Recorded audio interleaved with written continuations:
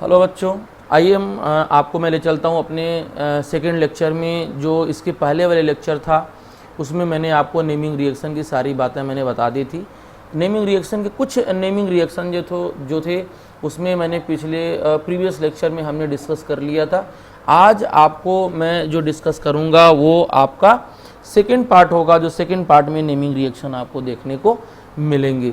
तो चलिए हम स्टार्ट करते हैं बिना लेट किए कि सेकंड में जो सेकंड पार्ट था उसमें हम कहाँ से स्टार्ट करते हैं वो आपको देखना होगा। तो देखो, सबसे पहला जो रिएक्शन होता है वो आपका होता है क्लीमेंसन रिडक्शन रिएक्शन होता है। ठीक है, तो चलिए हम लोग क्लीमेंसन रिडक्शन रिएक्शन की ज़रा बात कर लिया जाए कि क्लीमेंसन रिडक्शन रिएक्शन क्या होता है और उसमें क्या क्या हम लोग डिस्कस करने वाले हैं। ठीक है, तो चलिए देखते हैं। देखो, क्लीमेंसन रिडक्शन रिएक्शन का मतलब आप सब लोग समझते हो कि रिडक्शन का मतलब क्या होता है, रिडक्शन का मीनिंग क्या होता है वो आपको समझना है। रिडक्शन का मीनिंग होता है कि आपको करना क्या है। कहीं भी आपको एक पाई बॉन्ड है, पाई बॉन्ड को ब्रेक करना है और वहाँ पे पाई बॉन्ड को ब्रेक करने के बाद क्या ऐड कर देना है, दो आपको हाइड्रोजन वहाँ पे ऐड कर देना है, या आप यूं कह सकते हो कि एडिशन ऑफ हाइड्रोजन। ठीक है, एडिशन ऑफ हाइड्रोजन, यही आपका कॉन्सेप्ट है। आपको एडिशन ऑफ हाइड्रोजन वहाँ पे कराना है। मेरी बात समझ में आ रही है? तो ये आपका एडिशन ऑफ हाइड्रोजन का फंडा आपको देखने को मिलेगा यहाँ पे। अब इसके जो रिएक्शन होते हैं उस रिएक्शन को ज़रा बात किया जाए। मान लो कि कोई भी आपका कार्बोनिल ग्रुप है, ये आपका क्या है, आपका कार्बोनिल ग्रुप है। आप जानते हो कि कार्बोनिल में क्या होता है, एक पाई बॉन्ड होता है और इधर एक सिग्मा बॉन्ड होता है। दूसरी बात, ये आपका जो होता है वो मोर इलेक्ट्रोनेगेटिव एटम होता है, ये मोर इलेक्ट्रोनेगेटिव एटम होता है, और यहाँ पे जो होता है वो लेस इलेक्ट्रोनेगेटिव एटम देखने को मिलता है। अब अगर आपको यहाँ पर कोई रिएजेंट दे दिया जाए, यहाँ पर एक रिएजेंट मैं दे देता हूँ और वो रिएजेंट आपका है ZnHg, ठीक है, और कंसनट्रेट HCl का कंडीशन में प्रोवाइड कर दे रहा हूँ। अब ध्यान से सुनना, जब आपको कंसनट्रेट HCl प्रोवाइड किया जा रहा है तो जो ये रिएजेंट है वो क्या करेंगे, ये रिडक्शन करते हैं, ये रिएजेंट आपका रिडक्शन करते हैं। मैं पहले ही बता चुका हूँ कि इस वीडियो में मैं आपको मैकेनिज्म नहीं बता सकता, सिर्फ मैं आपको नेमिंग रिएक्शन बता रहा हूँ कि कौन सा रिएजेंट कहाँ इस्तेमाल किए जाते हैं। तो करना कुछ नहीं है, करना ये है कि ये पाई बॉन्ड को आपको ब्रेक करना है, ये पाई बॉन्ड ब्रेक करना है और एक H इधर लगा देना है, एक H इधर लगा देना है, आपका काम हो जाएगा। मतलब ये हुआ कि यहाँ पर इधर भी देखो, यहाँ पे जब टूटेगा तो एक H इधर और एक H इधर। कहने का मतलब यह हुआ कि ये CH2 दे देगा और आपका क्या दे देगा, ये H2O प्रोवाइड कर देगा। ठीक है, तो ये आपका नेमिंग रिएक्शन में एक पॉइंट है। इसी तरीके से अगर हम थोड़ी सी एग्जांपल लेके समझ लें तो यहाँ पे एक R लगा दो और यहाँ पे एक R लगा दो। आप जानते हो कि कीटोनिक ग्रुप होता है, और यहाँ पे अगर ये रिएजेंट लिखा हुआ है आपका, कहीं भी ये रिएजेंट आपको दिख रहा है, गलती से दिख रहा है, तो एक बात समझ लेना कि यहाँ पे करना क्या है, यहाँ पे बांड को तोड़ना है, एक H इधर और एक H इधर, और ये तोड़ोगे तो फिर एक इधर एक इधर। मतलब ये हुआ कि आपको क्या देना है, यहाँ पर RCr और दो हाइड्रोजन और यहाँ वाटर निकलेगा। मतलब ये हुआ कि ये आपका एल्केन का क्या करेगा, फॉर्मेशन करेगा। तो मुझे उम्मीद है कि ये रिएजेंट आपको समझ में आया होगा। सीधे आपको ये रिएजेंट समझना है, जो रिएजेंट मैं यहाँ पर एरो के ऊपर लिख चुका हूँ, ये आपका रिड्यूसिंग एजेंट होता है। ये क्या होता है, ये आपको रिड्यूसिंग एजेंट का फंक्शन करने को मिलेगा, ये रिड्यूसिंग एजेंट का काम करता है। ठीक है, तो एक रिएजेंट ये हुआ। दूसरे पे आपको ले चलता हूँ, ये होता है उल्फ किज़नर रिडक्शन रिएक्शन। तो उल्फ किज़नर रिडक्शन रिएक्शन का खेल क्या होता है, ये देखिए। यहाँ पर भी बेटा ये क्या होता है, कार्बोनिल ग्रुप का फंडा होता है।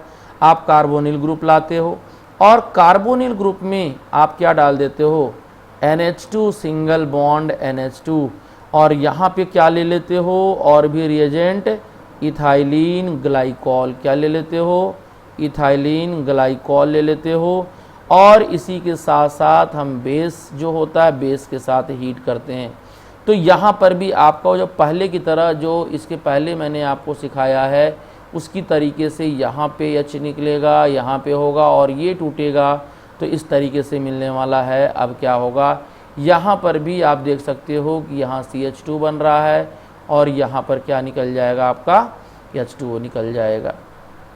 ठीक है, तो कहीं भी इस तरीके का रिएजेंट आपको दिखाई दे, जैसे मान लो कि कोई ज़रूरी नहीं कि इस तरीके से है, आप अगर अनसिमेट्रिकल भी लेते हो, जैसे मान लो कि इस तरीके से आपका कंपाउंड है और यहाँ पर कीटोनी ग्रुप है और यहाँ पर अगर आपने ये N2H4 यानी ये ले लिया और इथाइलिन ग्लाइकॉल आपने ले लिया, ठीक है, और इथाइलिन ग्लाइकॉल के साथ साथ आपने क्या कर दिया, यहाँ पर बेसिक मीडियम ले लिया और बेसिक मीडियम के साथ हीट किया, तो आपको कुछ करना ही नहीं है। करना क्या है, सीधे सीधे आपको करना है कि यहाँ से बॉन्ड तोड़ना है, इधर भी एक हाइड्रोजन और ये वाला जब बॉन्ड टूटता है तो इधर भी एक हाइड्रोजन। कहने का मतलब क्या हुआ कि यहाँ से आपका ये निकल जाएगा। निकलेगा तो आपको क्या देगा, ये it will give hydrocarbon, hydrocarbon देगा, वहाँ से ऑक्सीजन हटा देगा। मतलब ये क्या होगा, ये आपका एल्केन की कैटेगरी में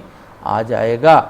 इसे देखो कितने कार्बन है, 1 2 3 4, ठीक है, 5 6 7, तो क्या होगा बेटा, ये होगा नॉर्मल हेप्टेन हो जाएगा, ये आपका नॉर्मल हेप्टेन हो जाएगा।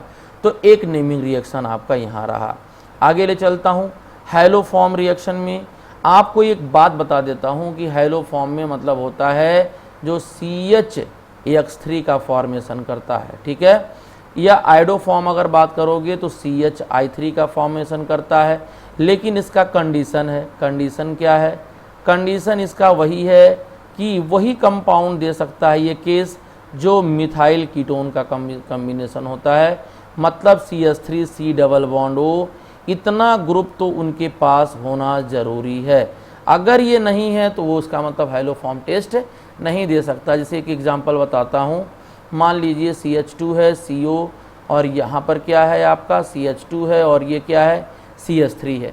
तो देखो यहाँ पर आपका ये हैलोफॉर्म का कंपाउंड नहीं मिल रहा है, मतलब आपको ये दिखाई दे रहा है, आप देख सकते हो ये दिखाई दे रहा है।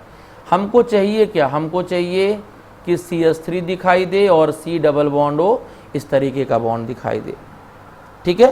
तो अगर इस तरीके का बॉन्ड दिखाई देगा तब जाकर के आपका मिथाइल कीटोन इसको कहते हैं।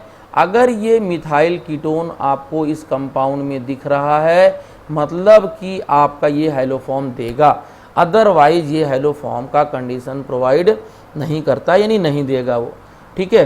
तो चलिए हम लोग ज़रा रिएक्शन की बात कर लिया जाए, रिएक्शन ही मेन होता है, तो ध्यान से सुनना। हैलोजिनेशन जब होता है, जैसे मान लो कि मैं एक कंपाउंड ले रहा हूँ RCO, ठीक है, और यहाँ पर C और यहाँ 3 ठो हाइड्रोजन दिखा दे रहे हैं, ठीक है। तो ये क्या है आपका, यही तो रिएक्शन बता रहा हूँ। ये देखो ये मिथाइल ग्रुप है और ये कीटो ग्रुप है।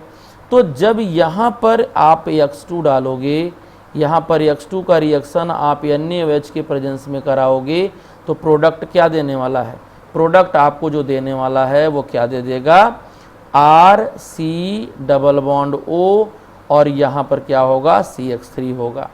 फिर आगे जब जाओगे तो फिर इसका मतलब NaOH का जो ट्रीटमेंट करा रहे हो, मैं वही यहाँ फिर दिखा दे रहा हूँ, NaOH का ट्रीटमेंट कराते हो तो RCOONA प्लस CHX3 का, यहाँ पर ये मैं यहाँ लिख देता हूँ, CHX3 का फॉर्मेशन करता है और फॉर्मेशन ऑफ CHX3 क्या कहलाता है, हैलोफॉर्म कहलाता है, ठीक है, ठीक है। अब देखो इसी को मैं समझा रहा हूँ, इसी को डिटेल समझा रहा हूँ।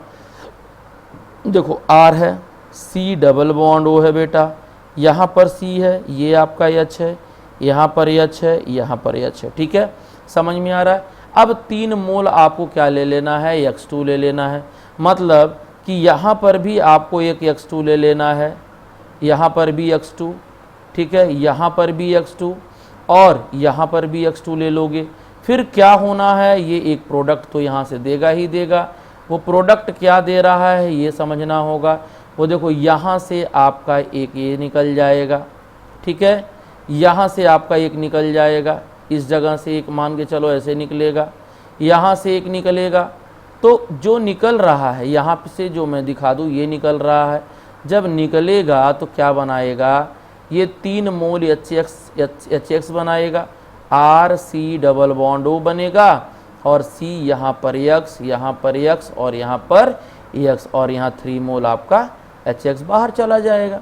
ठीक है, अब सुनो, यहाँ पे अगर हम बात करें सोडियम हाइड्रोक्साइड ला करके, अगर हम सोडियम हाइड्रोक्साइड ला के यहाँ काम करें तो क्या होने वाला है, यहाँ से टूटेगा, मान लो ये बॉन्ड टूटेगा, तो देखो ये पूरा का पूरा इलेक्ट्रॉन ये खींच रहा है, तो ये यहाँ से ब्रेक हो जाएगा। ब्रेक होगा तो H यहाँ पे आएगा, और यहाँ इस साइड में जो आएगा वो Na आ जाएगा, निगेटिव और ये पॉजिटिव। तो देख सकते हो शॉर्टकट तरीका मैं बता रहा हूँ, RCOOH प्लस क्या होगा, CH, X3 का फॉर्मेशन हो जाएगा। इसी को हम क्या बोलते हैं, हैलो फॉर्म बोलते हैं। X के जगह पे आयोडीन अगर लगा दिया आपने, मान लो कि यहाँ पे CHI3 आपने लिख लिया, X2 के जगह I2 ले लिया, यही क्या कहलाएगा, आयोडोफॉर्म टेस्ट कहलाएगा। आयोडोफॉर्म टेस्ट कहलाएगा। तो यही कंडीशन है कि जिसके पास ये वाला ग्रुप अगर होता है, मिथाइल कीटोन वाला जो ग्रुप होगा, वही आपका हैलोफॉर्म टेस्ट प्रोवाइड करता है। ठीक है, तो ये कहानी आपका होता है हैलोफॉर्म के रिलेटेड। अब आते हैं आपका नेक्स्ट जो होता है, ये होगा आपका बाल सीमेंस रिएक्शन जो होता है। तो देखो यहाँ पे बिल्कुल आसान है, बाल स्मिथ रिएक्शन भी इसको बोलते हैं। जैसे स्मिथ रिएक्शन जो होता है, थोड़ा स्पेलिंग इसका आप लोग देख लीजिएगा, बाकी मैं रिएक्शन को समझाता हूँ कि रिएक्शन क्या कहता है। देखो ध्यान से, यहाँ पे सबसे पहले बेटा मुझे डाइजोनियम क्लोराइड लेना है, बेंजीन का डाइजोनियम क्लोराइड लेना है। ध्यान से सुनना, बेंजीन के डाइजोनियम क्लोराइड का रिएक्शन, बेंजीन के डाइजोनियम क्लोराइड का रिएक्शन जब हम लोग HBr से HBF4 से कराते हैं बेटा, तो कुछ करना ही नहीं आपको, ये प्लस है और ये माइनस है। तो जब प्लस माइनस का खेल होगा तो यहाँ से क्या होगा, ये वाला पूरा का पूरा फंडा यहाँ से ये निकल जाएगा। तो यहाँ से क्या निकलेगा, यहाँ से आपका निकलेगा HCl निकल जाएगा, और क्या बन जाएगा, कुछ समय के लिए एक इंटरमीडिएट। देखो इंटरमीडिएट भी पूछता है नीट में, N2 पॉजिटिव और ये हो जाएगा BF4 निगेटिव। एक बात तुमको बता दूं यहाँ पर कि अगर बेटा N2 लिखा है तो ये माना जाता है कि यह स्टेबल होता है। क्या होता है बेटा, स्टेबल होता है। लेकिन अगर मान लो यहाँ पर आपके पास N2 पॉजिटिव लिखा है, तो N2 पॉजिटिव क्या हो जाएगा, बॉन्ड ऑर्डर फ्रैक्शन में, यानी ये काफ़ी अनस्टेबल हो जाएगा बेटा, इसीलिए यहाँ से टूट के निकलना चाहता है। तो क्या होगा, जब हम लोग यहाँ पे फिर रिएक्शन करेंगे, हीट करेंगे, यहाँ से क्या करेंगे, हीट करेंगे। जब हम लोग यहाँ से हीट करेंगे बेटा, यहाँ से जब हम हीट करेंगे तो हीट करने के बाद क्या होगा, ये ध्यान दो, जब हीट करोगे तो क्या होगा, यहाँ से जब हीट करोगे तो यहाँ से आपका N2 बाहर चला जाएगा।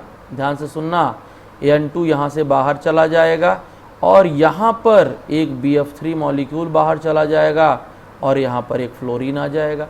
मतलब ये क्या कहलाएगा, ये कहलाएगा फ्लोरोबेंजीन। क्या कहलाएगा, फ्लोरोबेंजीन। तो एक्चुअली जो HBF4 है ये फ्लोरिनेटिंग एजेंट के रूप में यहाँ पर हम लोग इस्तेमाल कर रहे हैं। तो एक ये आपका हो गया, बहुत इंपॉर्टेंट सवाल है, इसमें से खूब पूछा जाता है, तो इसीलिए आपको यहाँ पे रिएजेंट याद करना काफ़ी इम्पॉर्टेंट होता है।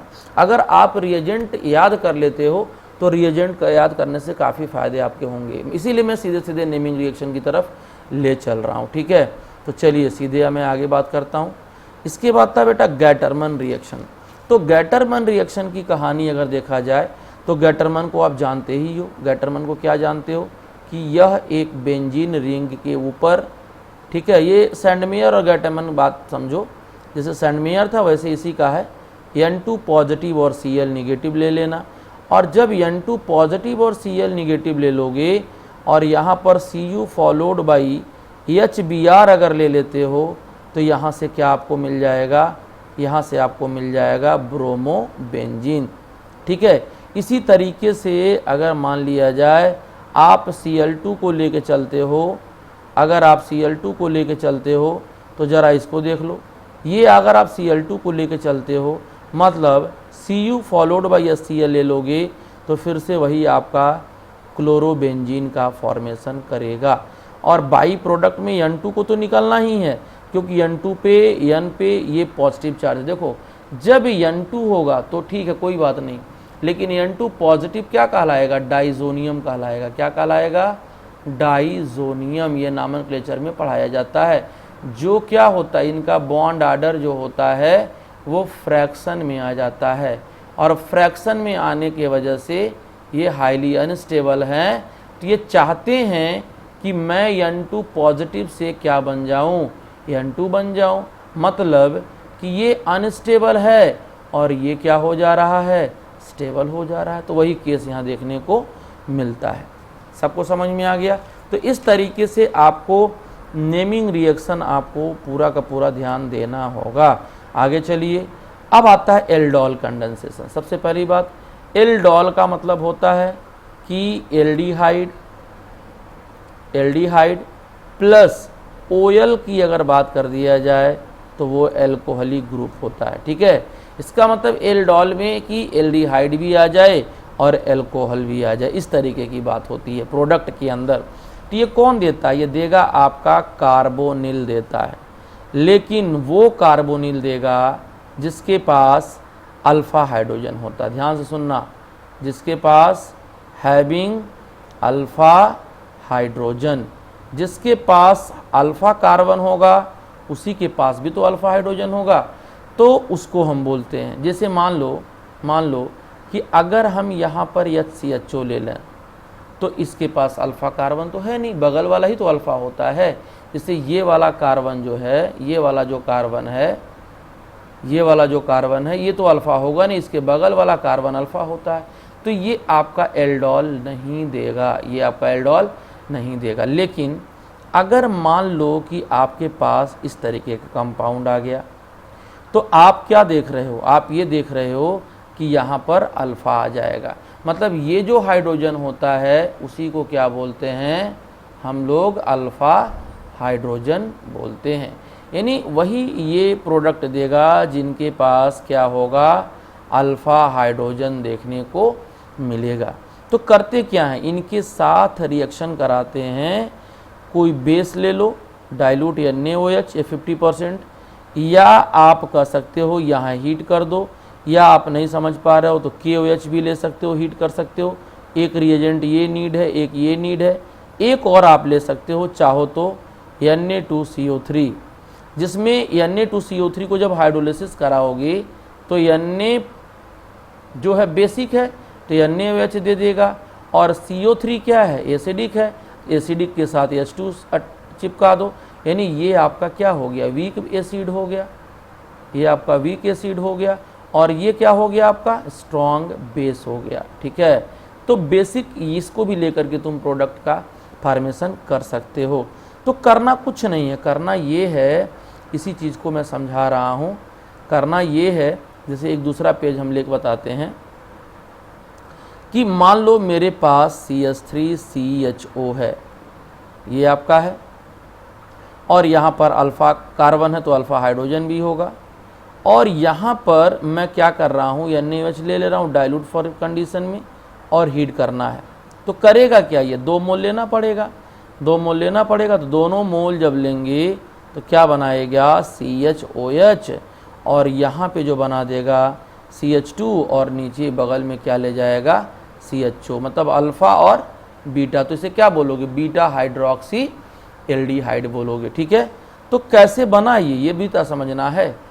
ये जैसे मान लो अगर हीट करोगे इसको, अगर मान लो हीट करोगे तो क्या होगा? यहाँ पर एक आपका हाइड्रोजन मिल जाएगा, इसको हटा दिया जाए तो हीट करने के बाद यहाँ से ये दोनों निकल जाएंगे, तो एक सिग्मा ब्रेक होगा, एक सिग्मा, 2 सिग्मा जब ब्रेक होता है तो वहाँ पर एक पाई बॉन्ड जनरेट होता है।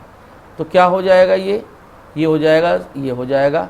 देखो ये अल्फ़ा बीटा और ये गामा हो जाएगा, मतलब कि ये आपका हो जाएगा अल्फ़ा बीटा अनसेचुरेटेड एल्डिहाइड का फॉर्मेशन करता है। इसे क्या कहेंगे? Alpha beta unsaturated aldehyde. Alpha beta unsaturated आपका क्या हो जाएगा? एल्डिहाइड ग्रुप होगा। तो बेटा ये हुआ कैसे, जरा ये देख लिया जाए।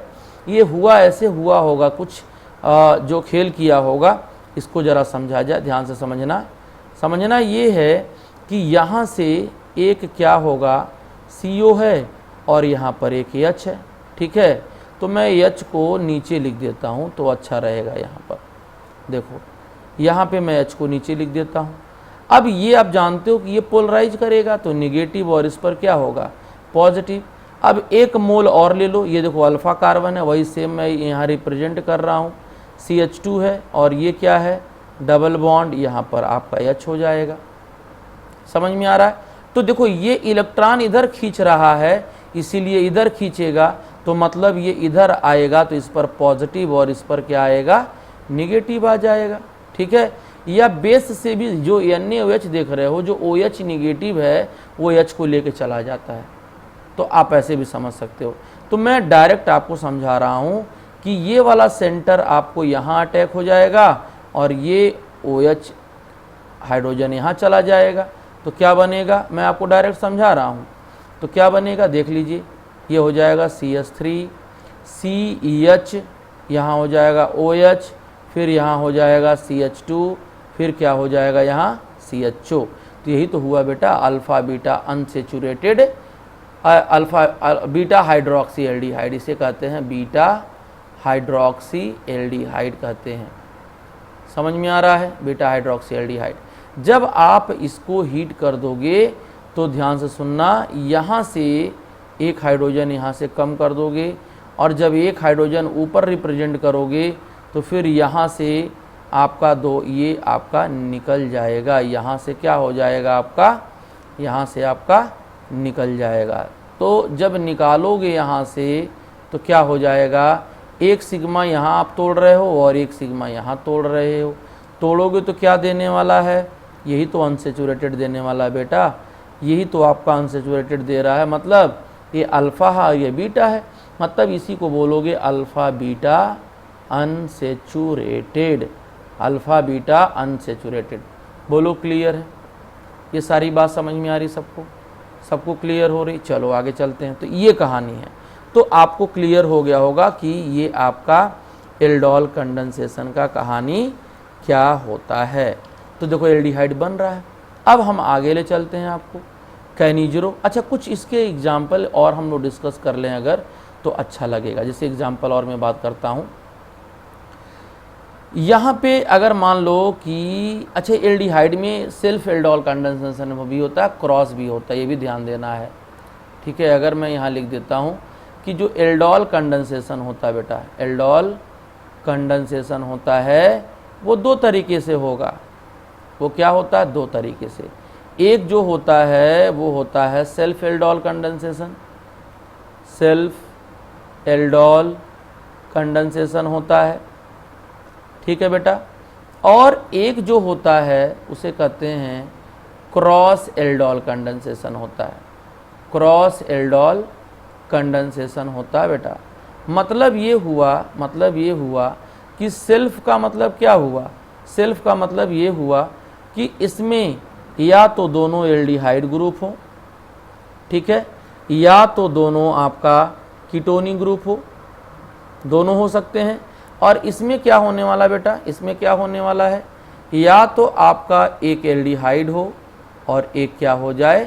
कीटोन हो जाए, तभी तो क्रॉस होगा। तो एक ये कहानी होता है, ठीक है। इसके बाद आपका जो होता है, नेक्स्ट चलते हैं हम लोग, और ये होता है कैनिजरो रिएक्शन। कैनिजरो को आप याद करने का तरीका है कि कैन नॉट, मतलब कि जिस कार्बोनिल में अल्फा हाइड्रोजन नहीं होता है, तो क्या होगा? Carbonyl compound having no alpha hydrogen, ये बात आपको ध्यान देना है। बहुत ज़्यादा कन्फ्यूजन होता है बच्चों को एल्डोल और कैनिजरो में, तो ध्यान देना। कैनिजरो मतलब कैन नॉट, मतलब अल्फा हाइड्रोजन का ना होना। तो यहाँ पे अल्फा हाइड्रोजन नहीं होता। अच्छा, अब रिएजेंट क्या लेना है यहाँ पर? इसका रिएजेंट क्या होगा बेटा? तो रिएजेंट ध्यान से सुन लेना, यहाँ पर कंसंट्रेट NaOH लिया जाता है, या देखते हो बुक्स में लिखा होता है कि 50% KOH, क्या होता है? 50% KOH। ठीक है, तो अब क्या करोगे? जिसे मान लो एग्जाम्पल ले लिया जाए, अभी मैंने समझाया कि HC डबल बॉन्ड O और H, क्या इसके पास अल्फा हाइड्रोजन है? नहीं है।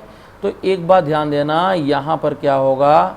कंसंट्रेट NaOH होता है, और एक जो होता है वो ऑक्सीडाइज होता है, और एक क्या होता है?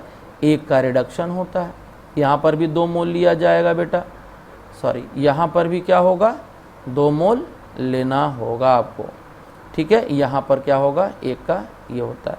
तो जो आप 2 मोल यहाँ ले रहे हो, तो 1 मोल खुद से अपने खुद को ऑक्सीडाइज कर रहा है, यहाँ पर आपका क्या कर रहा है? ऑक्सीडेशन कर रहा है, और 1 मोल जो दूसरा वाला मोल होगा वो यहाँ पर आकर के खुद से क्या कर रहा है? यहाँ रिडक्शन कर रहा है। तो जिस रिएक्शन में एक ही मॉलिक्यूल का ऑक्सीडेशन भी हो और रिएक्शन भी हो, उस रिएक्शन को क्या कहते हैं? उसे कहते हैं डिसप्रपोर्शनेशन रिएक्शन। डिसप्रपोर्शनेशन रिएक्शन, उसे ही हम क्या बोलेंगे?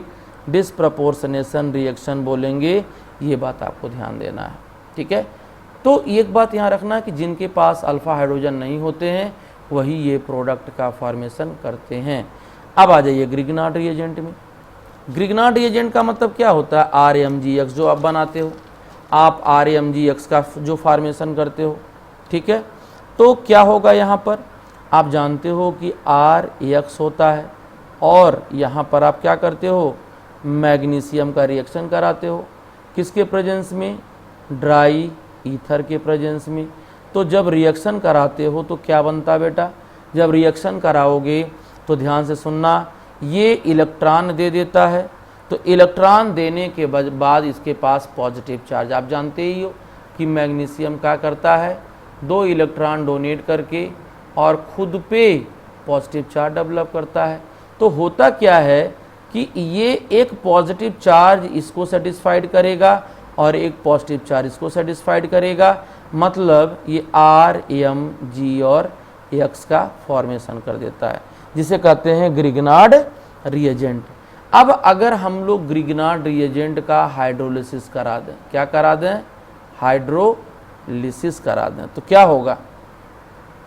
ये आपका निगेटिव आता है, क्योंकि इस पे ज़्यादा इलेक्ट्रोनिगेटिव होगा, ये प्लस होता है। तो आपको फिर क्या देने वाला है? ये बॉन्ड टूटेगा, यहाँ पर आएगा क्या? H पॉजिटिव, और यहाँ पर आएगा OH निगेटिव। तो क्या बनेगा? RH बन जाएगा, और MgOH का एक और X बन जाएगा। यहाँ पे जो बन रहा है वो आपका एल्केन बन रहा है। तो जो ग्रिग्नार्ड रिएजेंट होता है वो ऑर्गेनिक सिंथेसिस में, ऑर्गेनिक रिएक्शन में बहुत ज़्यादा इस्तेमाल किए जाते हैं। जितने भी रिएक्शन पढ़ोगे उसमें आसान फंडा है, सिर्फ आपको पोलराइजेशन पढ़ना है। इसमें होता क्या है? तो एक्चुअली क्या होता है, ये वाला बॉन्ड ज़्यादा पोलर होता है MgX से, इसीलिए कार्बन की इलेक्ट्रोनेगेटिविटी ज़्यादा होगी, तो इस पर निगेटिव और मैग्नीशियम पे क्या हो जाता है? पॉजिटिव हो जाता है। बोलिए क्लियर है? तो ये आपका ग्रिग्नार्ड रिएजेंट की कहानी होता है। अब एक सवाल इसमें आपको और मिलेगा, स्टेरिफिकेशन मतलब क्या होता है बेटा? स्टेरिफिकेशन का मतलब होता है कि फॉर्मेशन ऑफ एस्टर। क्या होता है? फॉर्मेशन ऑफ एस्टर होता है। एस्टर कैसे बनता है ये आपको समझना है। तो कुछ नहीं करना है, RC डबल बॉन्ड O और यहाँ पर आपका OH है, ये आपका लोन पेयर होता है, और यहाँ पे HOH हम R ले रहे हैं। अगर R को 1 डिग्री लोगे तब जाकर के यहाँ से H और OH निकलेगा। मतलब आप ध्यान दीजिएगा कि यहाँ से आपको क्या करना है? OH और H निकलेगा। यहाँ पे इसको क्या करेगा? जो कंसनट्रेट H2SO4 लेना पड़ेगा, डिहाइड्रेटिंग एजेंट। अच्छा, प्रोटोनेट भी करता है, प्रोटॉन भी देता है यहाँ से, तो ये डायरेक्ट मैं बता रहा हूँ ना, इसलिए समझ लो। यहाँ RCOOR का फॉर्मेशन करेगा और यहाँ से H2O निकल जाएगा। यही तो एस्टर होता है, इसी को क्या कहते हैं? एस्टरिफिकेशन कहते हैं। अब आता हूँ मैं आपका सेकेंड, इसके बाद Friedel craft reaction. Friedel craft reaction में जो होता है, फ्रीडल क्राफ्ट रिएक्शन में जो होता है, एक एल्काइलेशन होता है और एक होता है एसाइलेशन रिएक्शन होता है। यहाँ पर क्या होगा, एक एसाइलेशन रिएक्शन होता है। तो फ्रीडल क्राफ्ट रिएक्शन को अगर हम लोग समझें तो बड़ा आसान सा है। फ्रीडल क्राफ्ट रिएक्शन जो है आपका काफ़ी ज़्यादा आसान है, बस आपको रिएजेंट को ध्यान से समझना होगा। अगर आप रिएजेंट को ध्यान से समझ लिए तो आपको सारी दिक्कतें ख़त्म हो जाएगी और आपको ये टॉपिक आसान लगने लगेगा। एल्काइलेशन का मतलब क्या होता है, आर का अटैक कराना। जैसे मान लो कि हम लोग बेंजीन ले रहे हैं। आप जानते हो कि बेंजीन जो होता है एक तरह से न्यूक्लियोफाइल की तरह काम करता है, इलेक्ट्रॉन का गढ़ होता है। RCl रिएक्शन करा दो, लेकिन खुद से तो जाएगा नहीं। एनहाइड्रस AlCl3 ले लो, ये क्या करता है, इस बॉन्ड को पोलराइज करता है ज़्यादा से ज़्यादा और इस पे पॉजिटिव चार्ज डेवलप कर देता है। ठीक है, तो कार्बोकैटायन बन रहा, मतलब ध्यान देना कि यहाँ पे स्टेबिलिटी ऑफ कार्बोकैटायन की कहानी आप जान रहे हो। स्टेबिलिटी ऑफ कार्बोकैटायन कौन होगा, स्टेबिलिटी ऑफ कार्बोकैटायन जो होगा बेटा वो होगा R पॉजिटिव। तो इसमें आपको देखना होगा कि 3 डिग्री अगर है तो उसको बना लेना है रीअरेंज करके, 1 डिग्री कम होता है तो एक ये पाई बॉन्ड इधर आएगा इस कार्बन पे निगेटिव और इस पर क्या होगा पॉजिटिव, और फिर ये कार्बन पे अटैक करेगा और यहाँ से Cl निकल जाएगा। तो देखो मैकेनिज्म मैं बार बार बोल रहा हूँ, मैकेनिज्म की मैं जिक्र नहीं कर रहा हूँ यहाँ पे, मैकेनिज्म के लिए मैं अलग लेक्चर बनाऊँगा। यहाँ पे आपका R आ जाएगा और यहाँ से Cl आपका बाहर चला जाएगा। ठीक है, तो ये कहानी होता है। अब मैं आपको रीअरेंजमेंट होना है, यहाँ ध्यान देना, यहाँ पर रीअरेंजमेंट का कॉन्सेप्ट होगा, ध्यान से सुनना। अगर रीअरेंजमेंट पॉसिबल है तो वो अगर मान लो 1 डिग्री कार्बोकैटायन है तो 2 डिग्री बना लो, अगर 3 डिग्री बनने वाला है 2DC से तो 3 डिग्री का फॉर्मेशन कर लो। कहने का मतलब आपको रीअरेंजमेंट करना होगा, तब जाके प्रोडक्ट का फॉर्मेशन करेगा। ठीक है, तो समझ में आ रहा है।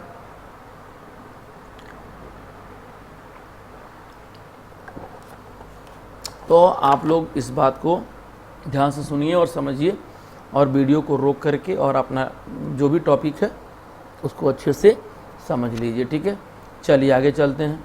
इसी का पार्ट है एल्काइलेशन के जगह ये फ्रीडल क्राफ्ट एसाइलेशन होता है।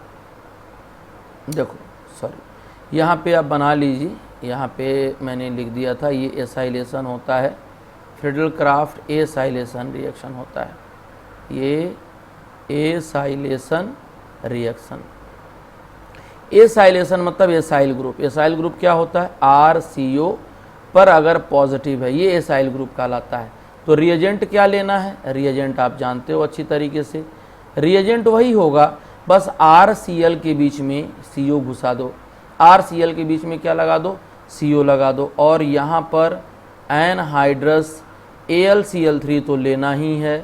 एनहाइड्रस AlCl3 जो होता है बेटा ये लुईस एसिड होता है, इसी के साथ साथ ये हैलोजन कैरियर भी होता है, हैलोजन कैरियर भी होता है, मतलब कि ये हैलोजन को अपनी तरफ खींचता है तो यहाँ पे कार्बोकैटायन बनता है। तो देखो ये वाला जो बॉन्ड होगा, ये वाला जो बॉन्ड होगा, ये दोनों इलेक्ट्रॉन ले करके ये लेके चला जाएगा और क्या बना देगा, RCO पॉजिटिव और इसी को AlCl4 बना देता है। अब इसी को कहते हैं एसाइल कार्बोकैटायन। क्या कहते हैं, एसाइल कार्बोकैटायन कहते हैं बेटा। अब इसी एसाइल कार्बोकैटायन का क्या करना है, अपने को बेंजीन पे अटैक कराना है। तो कुछ नहीं करना है, यहाँ से आप बेंजीन रिंग उठा लाइए और यहाँ से एक H को हटाइए और वहाँ पर RCO को ले जाइए, मतलब ये यहाँ जाएगा तो क्या बनाएगा डायरेक्ट। देखो ऊपर का मेन प्रोसेस बता चुका हूँ मैं, यहाँ पर C डबल बॉन्ड OR का फार्मेशन, यानी बेंजिल एसाइल ग्रुप का फार्मेशन ये कर रहा है। तो ये चीज़ आपको ध्यान देना होगा। ठीक है, तो आपका फ्रीडल क्राफ्ट मैंने बता दिया, एल्काइलेशन बता दिया, एसाइलेशन बता दिया। इसके बाद आपको मैं ले चलता हूँ कि विलियमसन सिंथेसिस क्या होता है, विलियमसन सिंथेसिस से क्या बनता है, इस बात को आपको मैं ले चलता हूँ समझाने। तो चलिए आगे ले चलता हूँ, ध्यान से सुनना। ये आपका विलियमसन सिंथेसिस है, ठीक है। तो देखो यहाँ पर भी आपका ईथर बनाने का सिंथेसिस होता है। ये यहाँ पर ईथर बनाया जाता है, क्या बनाया जाता है, ईथर। तो देखो ध्यान से, मैं RX ले लेता हूँ और यहाँ पर सोडियम एल्कोक्साइड ले लेता हूँ, सोडियम एल्कोक्साइड ले लेता हूँ। और ये आप जानते हो कि SN2 के थ्रू ये प्रोसीड होता है, SN2 के थ्रू क्या होता है, प्रोसीड होता है। यहाँ पे ध्यान से सुनना, यहाँ पे ध्यान से सुनना, ये आपका नेगेटिव होगा और ये आपका क्या होगा, पॉजिटिव होगा। मतलब ये हुआ कि ये वाला पूरा का पूरा ग्रुप यहाँ से, ये वाला पूरा ग्रुप यहाँ से क्या होगा, अटैच हो जाएगा। अब यहाँ क्या करोगे, यहाँ से जो होगा वो RO और यहाँ पर R बन जाएगा।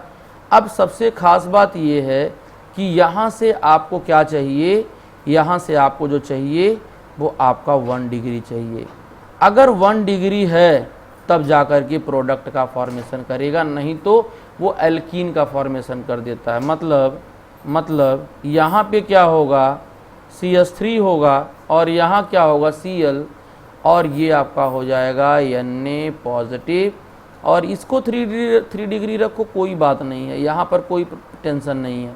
बट इसको अगर 3 डिग्री रखोगे, इस वाले को, मिथाइल हैलाइड को, तो आपका प्रॉब्लम हो जाएगा। वो आपका सब्स्टिट्यूशन नहीं देगा, बल्कि आपका एलिमिनेट करके वो अल्कीन का फॉर्मेशन कर देता है, ठीक है। तो ये आपका प्रोडक्ट बनता है। ये काफ़ी पूछा जाता है और बच्चे काफ़ी कंफ्यूज होते हैं और यहाँ सवाल को गलत कर जाते हैं, ठीक है। यहाँ पे आपका क्या हो जाएगा, NaCl आ जाएगा। अगर हम एक बात करते हैं कि इसको अगर 3 डिग्री ले लेंगे तो वो एल्कीन का फॉर्मेशन कर देगा। तो इतनी बात ध्यान सुनना है, एल्कीन जैसे यहीं पे समझा दे रहा हूँ मैं आपको कि वो एल्कीन कैसे बनाता है। 1 डिग्री के बजाय अगर आप 3 डिग्री ले ले, तो इसको चाहिए मुझे 1 डिग्री, या आपका मिथाइल ग्रुप चाहिए।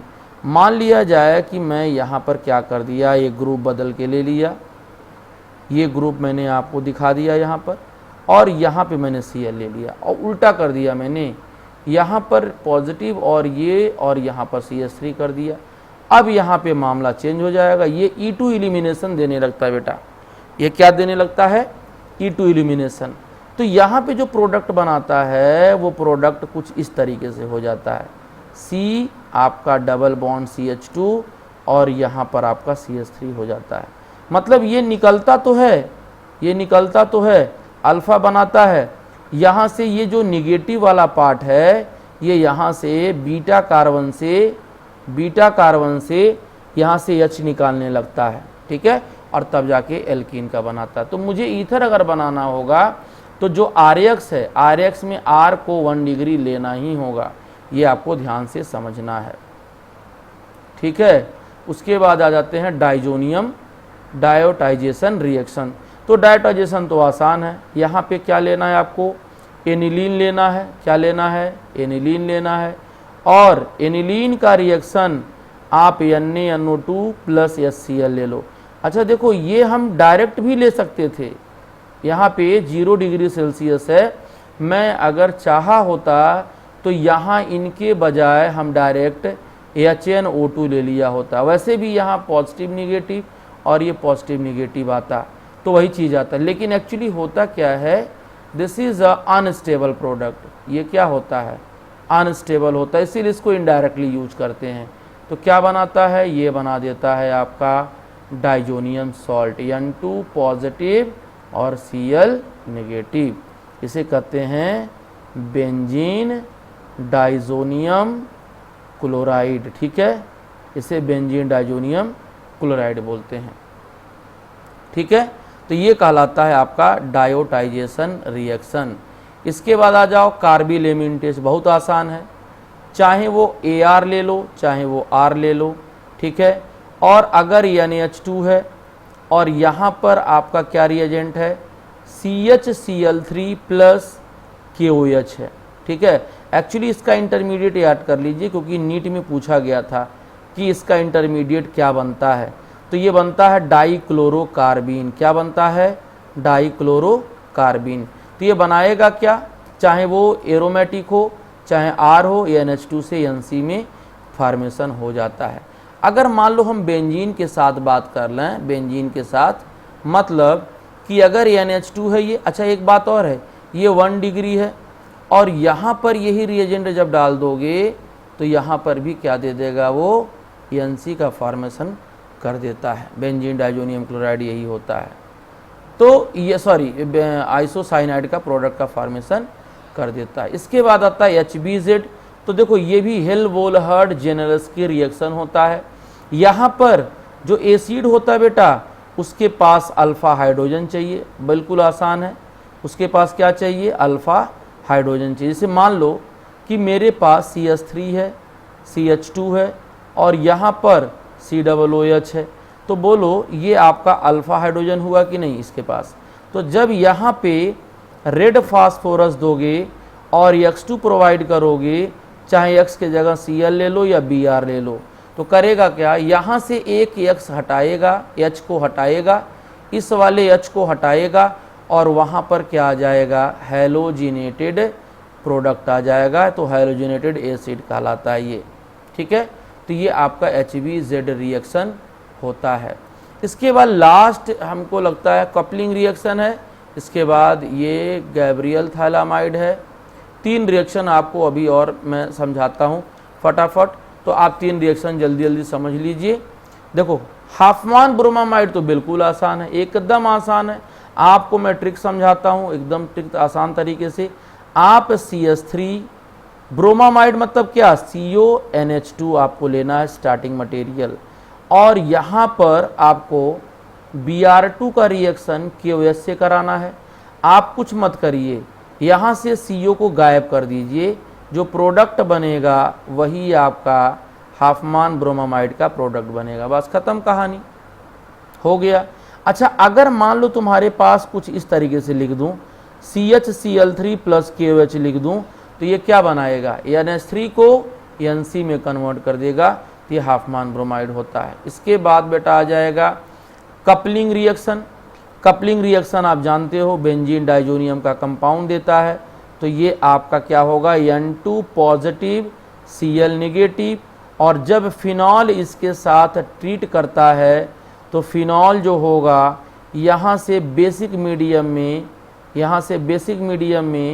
यहाँ N2 पॉजिटिव Cl निगेटिव ये वाला जो वैल्यू है यहाँ से निकल जाएगा। निकलेगा तो ये आपका क्या दे देगा बेटा?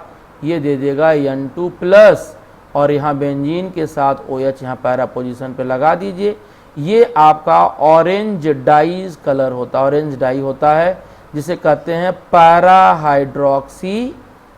पैराहाइड्रोक्सी एजो बेंजीन कहते हैं बेटा। इसे क्या कहते हैं? पैराहाइड्रोक्सी एजो बेंजीन कहते हैं। तो ये होता है कपलिंग, ठीक है। लास्ट ये है आपका गैब्रियल थायलामाइड सिंथेसिस। तो लास्ट सवाल देख लिया जाइए। गैब्रियल थायलामाइड, थायलामाइड का मतलब क्या होता है? ये आपका थैलिक एसिड से थायलामाइड बनता है, तो ये आपका थैलामाइड ये कहलाता है। देखो इसको हम थैलामाइड बोलते हैं बेटा। तो सबसे पहले यहाँ पे सारे रिएजेंट में लिख देता हूँ। अच्छा ये थैलामाइड जो होता है ये आपका पहला KOH लिया जाता है, दूसरा रिएजेंट लेते हैं RX, R क्या लेते हैं? 1 डिग्री, और फिर आपको KOH यहाँ पे यूज करना पड़ता है, ठीक है। तो कैसे बनता है? ये बनता कैसे, ये देखो ध्यान से। सबसे पहले यहाँ से आपको मैं दिखा रहा हूँ, एक एक करके समझा ही देता हूँ। चलिए इसको हटा देता हूँ, और यहाँ पे जो आएगा वो आपका क्या दे देता है? रिएक्शन करेगा ये प्लस और ये माइनस, और ये माइनस और ये प्लस, यानी ये वाला H और ये वाला OH निकल जाएगा। मतलब यहाँ पे आपका क्या हो जाएगा? एक सॉल्ट बना देगा। क्या बनाएगा?